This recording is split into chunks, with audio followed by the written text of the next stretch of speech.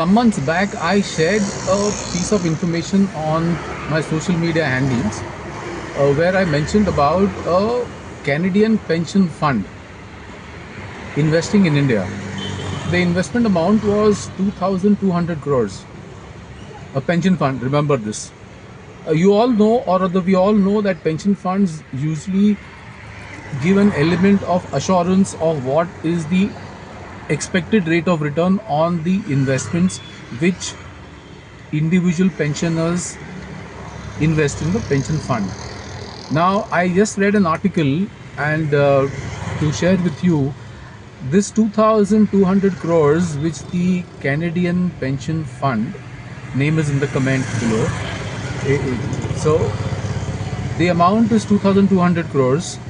They are exiting that investment with 6,838 crores. Invested in 2022, they are exiting as of 2025, and they are getting their return on investment of 6,838 crores. Think about it, the kind of returns which they are getting.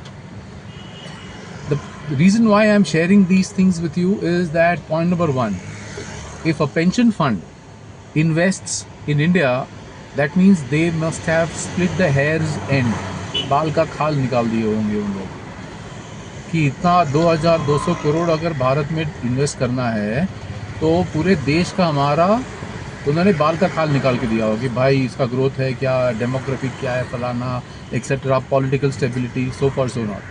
So that being one of the point. The other point is that these people, they invested in healthcare sector. And hold on for this, they invested in Sahyadri Hospital. Now Sahyadri Hospital is a homegrown, a Pune grown hospital chain. They have about 11 hospitals. Out of that, 8 of the 11 hospitals are in Pune itself. Isn't it interesting? So that's one point. The other being is that the fact of the matter that India definitely, even today, how much ever we are, the largest democracy, we are the, third, fourth, fifth largest, expected to be, third, second, whatever it is, we still having shortfall of healthcare systems. So they invested in Sahyadri Hospital, 2,200 crores in 2022, and in 2025, in 3 years, they are exiting with an investment of 6,800 odd crores. Why I'm sharing this thing with you is that what has stopped you to invest in India?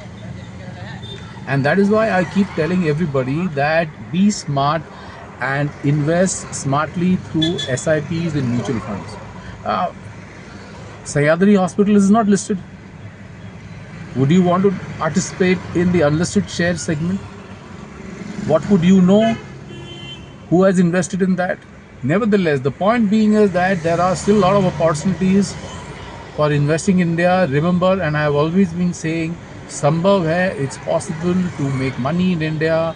If the foreigners are making it, the foreign institutional investors are making, if the pension funds are making, why are you not? Connect with me for more, and I will be more than happy to help you create wealth. Cheers. Have a good day ahead.